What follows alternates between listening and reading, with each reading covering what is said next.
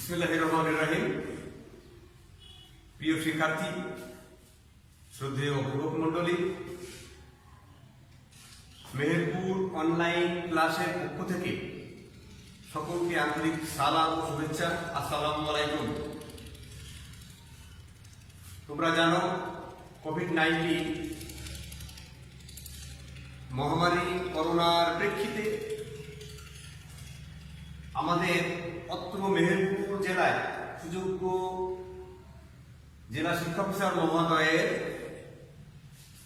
আন্তরিক প্রচেষ্টায় আমরা মেহেরপুর জেলা ভিত্তিক অনলাইন ক্লাস শুরু করেছি। আশা করি তোমরা সকলেই ভালো আছো, কেননা ছাত্র জীবন বড়ই সুখের যদি না থাকে পরীক্ষা।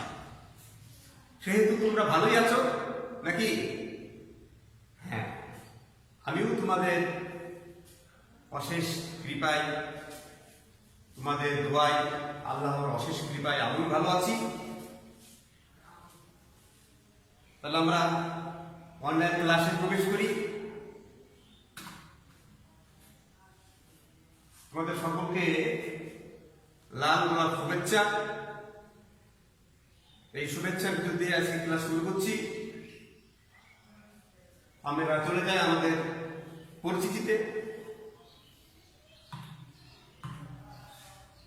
আমি মোহাম্মদ আজিজুল হক, প্রধান শিক্ষক, জয়পুর তারানগর মাধ্যমিক বিদ্যালয়, মুজিবনগর, মেহেরপুর। আমাদের আজকের পাঠ হল বাংলা প্রথম শ্রেণী নবম।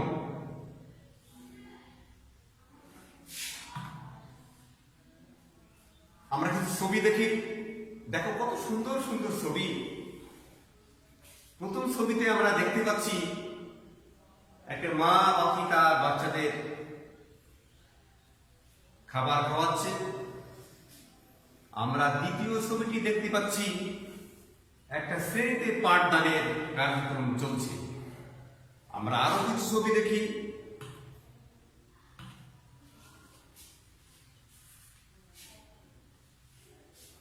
দেখো প্রথম ছবিতে একটা কত সুন্দর ছবি। একজন বৃদ্ধ মহিলা একটা বাচ্চাকে খাবার খাওয়াচ্ছে। তোমরা এই মহিলাটাকে চেনো? হ্যাঁ, সবাই চিনতে পারবে। একটুখানি অনুভব করো যে উনি মাদার তেরেসা। উনি মাদার তেরেসা না, উনি সারা জীবনই মানুষকে সেবা করে গেছেন, তারই একটা ছবি দেখানো হয়েছে। দ্বিতীয় ছবিতে দেখতে পাচ্ছ একজন বৃদ্ধ মানুষকে বাসে ঝুলিয়ে দুইজন মানুষ বহন করে যাচ্ছে। তাহলে আমরা সার্বিকভাবে বলতে পারি যেটা মানুষের সেবা কর্ম চলছে।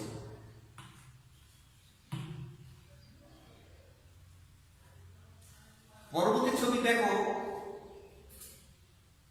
কতগুলো জীব অর্থাৎ কুকুরকে খাবার দেওয়ার জন্য একজন মানুষ ব্যতিব্যস্ত আছে। কুকুর থালা নিয়ে বসে বসে আছে। এখানেও সেবার কার্যক্রম চলছে। পরবর্তী ছবি দেখো, এই ছবিতে একটা শিক্ষা প্রতিষ্ঠানের সম্মুখে কতগুলো ছাত্রী সুশৃঙ্খল ভাবে সারিবদ্ধভাবে সমাবেশে দাঁড়িয়ে আছে। তাহলে এখানে শিক্ষা প্রতিষ্ঠানের সামনে। তাহলে আজকের পাঠ যদি আমরা ঘোষণা করি, তাহলে তোমরা কি বলতে পারবে? তোমরা আমার সামনে নাই, কিন্তু অনুভব করো, তোমরা দেখো, নিশ্চয় বলতে পারবে। আমি বেশ কটা ছবি দেখালাম। ছবির মাধ্যমে দেখো মানুষের সেবা কর্ম আমি ছবি দেখিয়েছি।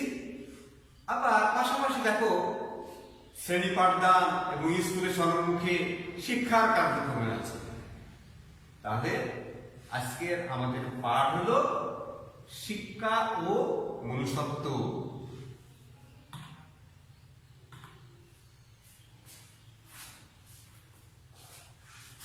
আজকের পাঠ হলো শিক্ষা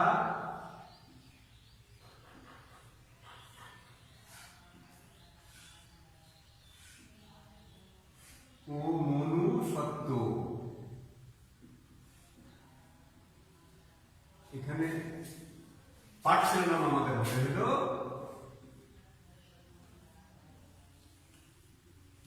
শিক্ষা ও মনুষ্যত্ব।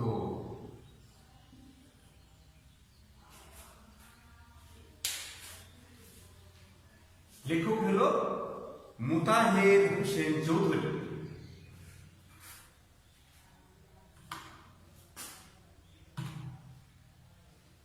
আজকের এই পাঠ থেকে আমরা কিছু শিক্ষণ ফল বলতে পারবো। প্রথমেই লেখক পরিচিতি তোমরা বলতে পারবে, কিছু শব্দের অর্থ বলতে পারবে, জীবসত্তা ও মানব সত্তার সম্পর্ক ব্যাখ্যা করতে পারবা, মনুষ্যত্ব বিকাশে শিক্ষার ভূমিকা সেটাও তোমরা বিশ্লেষণ করতে পারবে। আমরা লেখক পরিচিতি চলে যাই। মোতাহের হোসেন চৌধুরীর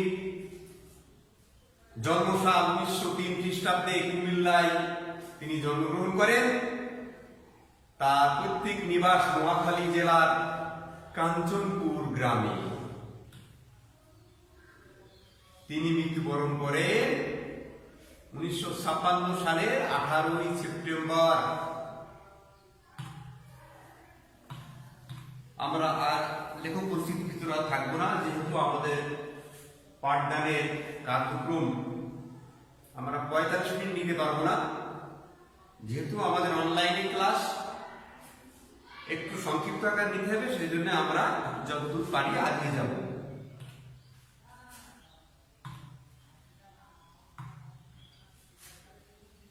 আমি কিছু শব্দার্থ তোমাদেরকে দেব। প্রথমে তিমির। ছবিটা দেখে তোমরা নিশ্চয় বলতে পারবা। আমি তিমির শব্দের একটা ছবি দেখাচ্ছি। দেখো ছবিটা কি মনে হচ্ছে? অন্ধকার নাই? দেখো অর্থটা কি? অন্ধকার। পরবর্তী ছবি দেখা আমাদের শব্দ হলো খুদ পিপাসা। দেখো ছবিটা দেখে তোমরা বুঝতে পারবা খুদ পিপাসা মানে কি? একজন বাচ্চা কি খাচ্ছে? খাবার। তাহলে ক্ষুধা ও তৃষ্ণা, খাবার খাচ্ছে। পরবর্তী ছবি কি আছে? ফতুর। ছবিতে নাই, সরি, শব্দে। দেখো ছবিতে বুঝতে পারবা ফতুর মানে কি? মানুষটি মাথায় হাত দিয়ে নিরালায় বসে আছে, তার মানে ফতুর হয়ে গেছে। বুঝতে পারছো তোমরা? এই দেখো নিঃস্ব মানে সর্বশান্ত, একেবারে শেষ, ব্যবসা বা অন্য কাজে একেবারে ফতুর হয়ে গেছে। আমরা পরবর্তী কিছু শব্দে চলে যাই। বেড়ি। আমি ছবি দেখাচ্ছি। দেখো শিকল দিয়ে একজনকে বাঁধা আছে, তাহলে দেখো শৃঙ্খল বা শিকল। পরবর্তী ছবি পিঞ্জরাবদ্ধ। ছবি দেখাচ্ছি। দেখো ছবি থেকে তোমরা ঠিকই বলতে পারবা কতটুকু পাখি, টিয়া পাখি, তাই না? খাঁচার ভিতরে আছে। তোমরা ছবি থেকে নিশ্চয় এটা বলতে পারছো, খাঁচায় বন্দি। পরবর্তী ছবি জীবসত্তা, শব্দ, সরি, এই ছবি দেখো। এই বিড়ালটি খাওয়ার দিকে তাকিয়ে আছে। দেখো জীবের অস্তিত্ব, তার মানে জীব যে কিছু চেয়ে আছে, তার অস্তিত্বটা বোঝা যায়। জীব, এটা হলো জীব শব্দ। আমরা পরে পাঠে চলে যাই। আমরা এগুলো থাকবো না। আমরা আমাদের আজকের পাঠে বিশেষ বিশেষ কিছু শব্দের যদি অর্থ আমরা বিশ্লেষণ করতে পারি, তাহলে আমাদের পাঠটা অত্যন্ত প্রাণবন্ত হয়ে যাবে এবং পাঠটা সম্বন্ধে তোমাদের একটা সমগ্র ধারণা লাভ করতে তোমরা পারবা। তার ভিতরে একটা হলো জীবসত্তা।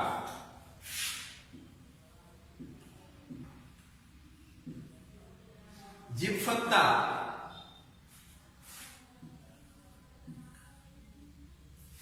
আর অপর দিকে দেখো একটা পাবা শব্দ, এরপরে মানব সত্তা। তাহলে আমি প্রথম সত্তার আমাদের কি কি প্রয়োজন, এইগুলো হলো একটা জীবের কিন্তু যা প্রয়োজন। তোমরা নিশ্চয়ই ছবিটি দেখতে পাচ্ছ, দেখো অন্ন একটা জীবের দরকার হয়, বাসস্থান একটা জীবের দরকার হয়, বস্ত্র একটা জীবের দরকার হয়, আরো আছে অন্য ওই যে মৌলিক চাহিদা, যে পাঁচটি আমাদের মৌলিক চাহিদা আছে একজন জীবের, সেই কোটাই আর কি এটা জীব সত্তা। তাহলে আমরা জীব সত্তা সম্পর্কে যদি একটু ব্যাখ্যায় যাই, তাহলে দেখো তোমরা ছবিতে দেখতে পাচ্ছ এবং লেখাটাও বুঝতে পারছো, জীবের অস্তিত্বেই জীব সত্তা। এক কথা যদি বলি, এর ভিতরে জীব সত্তার ঘরে বেশিরভাগ প্রাধান্য পায় থাকে অন্ন, বস্ত্র, বাসস্থান, ক্ষুধা, তৃষ্ণা, এগুলো সবই প্রাধান্য পায়। সেজন্য জীব হিসেবে মানুষের কাছে জৈবিক চাহিদা গুলোই হলো প্রধান তার উপাদান, একটা জীব সত্তা। আমরা পরবর্তীতে আসি, তাই এগুলো দেখো আমরা কি ছবি দেখি আমরা এর কার্যক্রমগুলো দেখলে পারে, কিন্তু আমরা বুঝতে পারবো এটা কি। তোমার নিচে শব্দ দেখতে পাচ্ছ মানব সত্তা, দেখো মানব সত্তা কি কাজ, তোমার জীব সত্তারও কাজ দেখে এসেছ, অন্ন, বস্ত্র, বাসস্থান এগুলো সবই হলো জীব সত্তার প্রয়োজন। আর মানব সত্তা বলতে আমরা কি বুঝাই, দেখো প্রথম ছবিতে মাদার তেরেসা দেখো কতগুলো ছেলে কোলে নিয়ে আছে, তার পাশে আর ছেলে পিলে আছে, তারপরে সেবায় কাজে নিয়ে যেত। পরবর্তী হিসেবে আমাদের মাননীয় প্রধানমন্ত্রী দেখো উনিও কিন্তু বাচ্চাদের এরকম করে মাদার তেরেসার মতোই, আমাদের মাননীয় প্রধানমন্ত্রী জননেত্রী শেখ হাসিনাও কিন্তু মাদার তেরেসার মতোই কিন্তু ইনি একজন সেবা কাজ করে যান। অসংখ্য ধন্যবাদ আমাদের মাননীয় প্রধানমন্ত্রীকে। পরবর্তী ছবি কি দেখো, ওই যে আগের ছবি দেখে এসেছি, দুইজন মানুষ একজন বৃদ্ধ মহিলাকে বয়ে নিয়ে যাচ্ছে, বহন করছে। পরবর্তী থেকে মাদার তেরেসা একজন ছেলেকে খাবার খাওয়াচ্ছে, মানে সবই সেবার কাজে নিয়ে যেত। এই সেবার কাজে নিয়ে যেত আমাদের কোন সত্তায় করে, জীব সত্তা না মানব সত্তা? মানব সত্তা। দেখো মানব সত্তা হলো আমাদের পরবর্তী শব্দ হলো মানব সত্তা। আমি বলেছি কিছু শব্দ যদি আয়ত্ত করা যায় তাহলে আমাদের পাঠটা প্রাণবন্ত হবে। একটা জীব সত্তা, অপরদিকে হলো মানব সত্তা। তাহলে জীব সত্তার আমরা সংজ্ঞাটা আলোচনা করে এসেছি। এখন মানব সত্তা অন্ন, বস্ত্র, বাসস্থান সহ জীব সত্তার সকল চাহিদা পূরণের পরে মানুষ যখন মানব সত্তার ঘরে উন্নতি হয়, অর্থাৎ অন্ন, বস্ত্র, বাসস্থান এই জীব সত্তার প্রয়োজনীয় এইগুলো চাহিদা পূরণের পরে যখন সেবা কার্যে নিয়োজিত হয়, সেটাই হলো একজন মানুষের মানব সত্তা। অর্থাৎ একটা লোক জৈবিক চাহিদা পূরণের পর যখন তার মানবীয় গুণাবলীগুলো ফুটে ওঠে, অর্জন করতে পারে, তখন তার মানব সত্তাটা সেখানে বিকাশ লাভ করে। এটাই মূলত মানব সত্তা।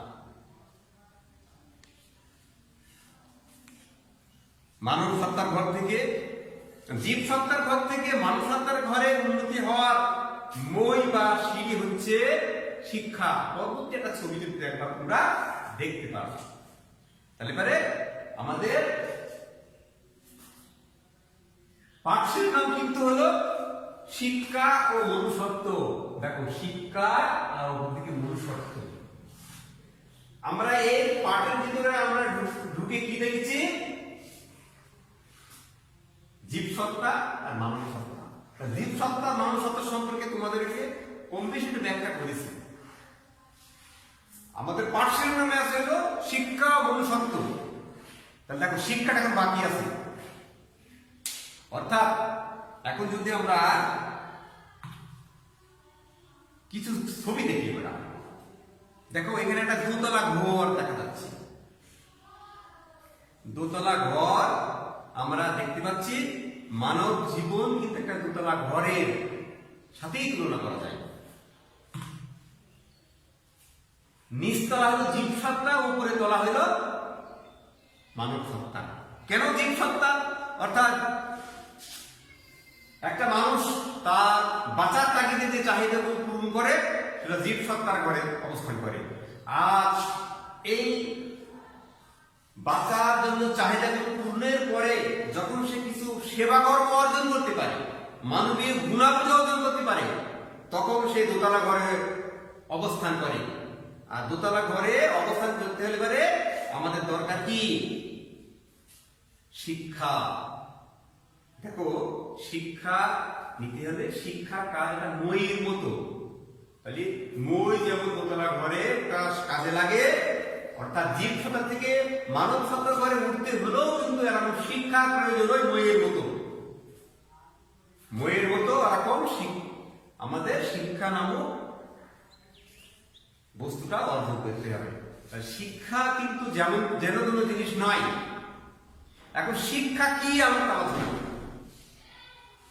জীব সত্তা আলোচনা করেছি, মানব সত্তার আলোচনা করেছি, এখন শিক্ষাটা কি আলোচনা করব।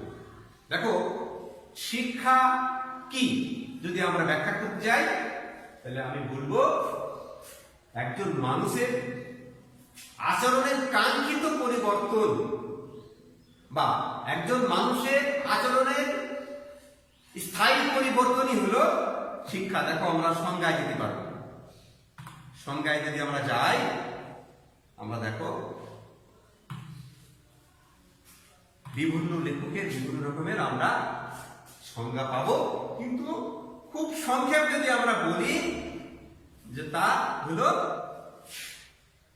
মানুষের মোতায়ের হোসেন চৌধুরীর মধ্যে কি বলছে, মানুষের কাঙ্ক্ষিত আচরণের স্থায়ী পরিবর্তনই শিক্ষা। অর্থাৎ কেমন ভাবে? আমি জানতাম না, বুঝতাম না, আমি অকপটে চুরি করি, ফাঁকি দিই, এটা যদি আমি শিক্ষায় পরিবর্তন করি, দেখো আমি চুরি করি, মানুষকে ফাঁকি দিই, এটা যদি আমি শিক্ষায় পরিবর্তন করতে যাই তাহলে আমাকে অনুভব করতে বুঝতে হবে যে আমি যে জিনিসটা বস্তুটা চুরি করি, চুরি করতে যেয়ে ওই চুরির বস্তুটি যা তার ক্ষতি হয়, হ্যাঁ তার একটা ক্ষতি হয়। ওটা তুমি নিজের করে বোঝো যে আমার যদি একটা মোবাইল চুরি হয়, আমার যদি এই মনিটর বা ল্যাপটপ চুরি হয়, তাহলে আমার নিশ্চয় আঘাত লাগবে। হ্যাঁ, আমি চুরি করেছি, আমি কিন্তু যখন বুঝতে পারবো যদি ল্যাপটপটি আমার হইতো তাহলে আমার ক্ষতি হইতো, এই অনুভবটা পরে আমি বুঝতে পারি যে চুরি করা মানে অপরের একজনের ক্ষতি করি, চুরি হয়, তাহলে চুরি কাজটা আর করা যাবে না। এই যখন সে বলবে যে চুরি কাজ করবো না, এটা অপরের ক্ষতি হয়, তখন তার বুঝতে হবে তার শিক্ষাটা অর্জিত হয়েছে। তাহলে দেখো, মানুষের আচরণের কাঙ্ক্ষিত পরিবর্তন অথবা মানুষের আচরণের স্থায়ী পরিবর্তন। আগে চুরি করতাম, আমি বুঝতে পারলাম চুরি করলে মানুষের ক্ষতি হয়, তাহলে আর চুরি করবো না, স্থায়ী পরিবর্তন চলে আসলো, তাহলে আমার কিন্তু শিক্ষা অর্জিত হলো। দেখো, শিক্ষা সম্পর্কে আরো কিছু কথা বলতে পারি। শিক্ষার আসল কাজ হলো মূল্যবোধ সৃষ্টি করা, মানে মূল্য সম্পর্কে বোধ জাগ্রত হওয়া। শিক্ষার উদ্দেশ্য হচ্ছে অর্থ চিন্তা নিগম থেকে মানুষকে মুক্তি সরিয়ে আনা, মানে লোভ থেকে সরিয়ে আনা, এটাই হলো শিক্ষার আসল কাজ। মানুষের মধ্যে মূল্যবোধের সৃষ্টি তথা মনুষ্যত্বের উন্মোচন ঘটলেই তাকে শিক্ষিত বলা যাবে, তাছাড়া কিন্তু শিক্ষিত বলা যাবে না। আমরা পরে চলে যাই, আমরা কিছু ছবি দেখতে পাচ্ছি। আর দুটো কথা বলি। দেখো, আমরা মানুষ, আমাদের দুটি সত্তা আছে, মানব সত্তা আর জীব সত্তা। এখন মানুষ, ম্যান মানে মানুষ, হিউম্যান মানে কি? আমাদের মানুষকেই কিন্তু হিউম্যান মানে আমাদের মানুষকেই বোঝায়, কিন্তু ম্যান মানে মানুষ। সব মানুষের কিন্তু মানুষ বলা যাবে না, মনুষ্যত্ব অর্জন করতে হবে। দেখো হিউম্যান মানে কিন্তু মনুষ্যচিত, অর্থাৎ মানুষের যা কিছু করা উচিত, যে গুণাবলীগুলো থাকা উচিত, যখন তার ভিতরে ওই গুণাবলীগুলো থাকবে তখন সে হবে হলো হিউম্যান। জন্মগ্রহণ করলেই সে হিউম্যান হবে না। এই যে মানব সত্তার ঘরে উঠতে হলে একজন মানুষ কিন্তু নিচতলা থেকে জীব সত্তা থেকে মানব সত্তার ঘরে উঠে শিক্ষার মাধ্যমে। সেহেতু আমাদের মানুষের জন্মগ্রহণ করলেই কিন্তু আমাদের মানবতা জন্মাবে না। এই মানবতা জন্মাতে হলে আমাদের শিক্ষার মাধ্যমে আমাদের আচরণে স্থায়ী পরিবর্তন আসতে হবে। এখানে তুমি ছবি দেখতে পাচ্ছি,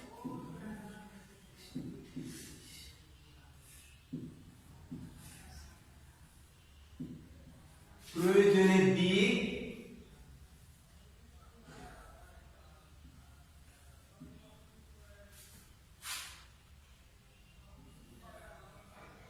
আর আরেকটা শব্দ ব্যবহার করব অপ্রয়োজনীয় দিক।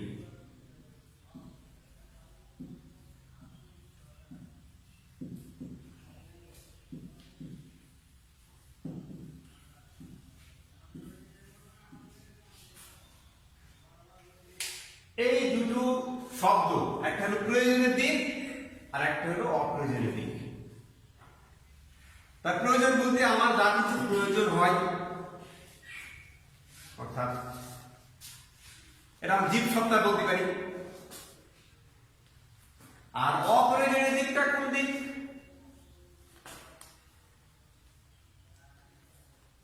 তোমার কি বলতে পারবে?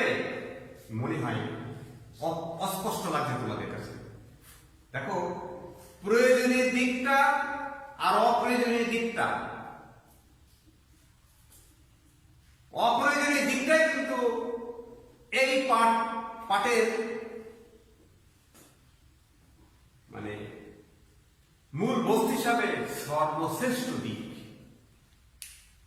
এই শ্রেষ্ঠ দিকটাই তোমাদের মনে হয়তো দ্বিধাদ্বন্দ্ব সৃষ্টি হতে পারে, তোমাদের ভিতরে হয়তো সন্দেহ রাখতে পারে অপ্রয়োজনীয় দিকটা শ্রেষ্ঠ দিক। আমি ছোট্ট করে আলোচনা করি, আমি পাঠ শেষ করব। প্রয়োজনীয় দিকটা জীবসত্তার দিক, অর্থাৎ মানুষের যা প্রয়োজন হয়। আর অপ্রয়োজনীয় দিকটা যা আমরা প্রয়োজন মনে করে নিই, আমাদের সমাজে বসবাস করতে গিয়ে প্রয়োজন মনে করে নিই। কোনটা মনে করে নিই? একজন মানুষ খাবার পাচ্ছে না, আমার তার খাবার দিতে হবে মনে করে নিই। একজন মানুষ বোঝা নিয়ে দাঁড়িয়ে আছে তুলে দেবে করে, আমি তা মনে করতে পারছি না যে তার বোঝা তুলে দিতে হবে। একজন মানুষ, একজন ভিখারি বা একজন দুস্থ মানুষ, সে খাবার পাচ্ছে না, তার বাড়ি সে চাইতেও পাচ্ছে না, তার খাবার দরকার।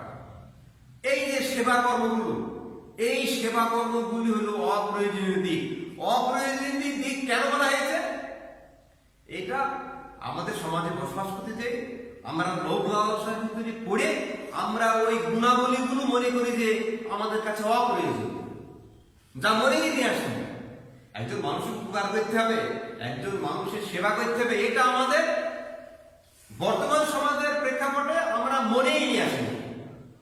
এই মনে নিয়ে আসেনি মানে কিন্তু আমরা অপ্রয়োজন মনে করি। তাই আমরা এটাকে অপ্রয়োজন যেহেতু মনে করি, এইটাই হলো মানব সত্তার দিক। অর্থাৎ শিক্ষা মনুষ্যত্বের পাঠে এই অপ্রয়োজনীয়তার দিকটাই হলো শ্রেষ্ঠ দিক। এটা আমাদের মনে রাখতে হবে। আমি শেষ করে দেবো।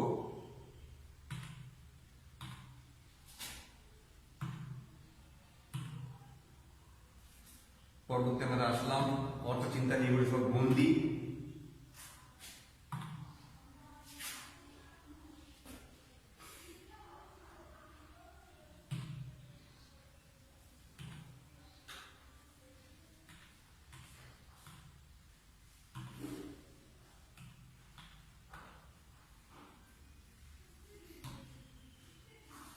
দেখেছি